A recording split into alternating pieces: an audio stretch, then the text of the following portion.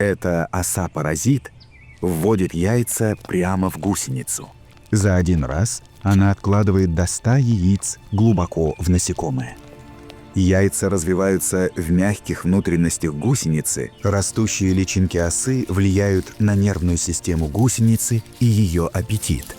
Поэтому насекомое употребляет в 1,5 раза больше еды, чем нужно, пока осы не покинут хозяина.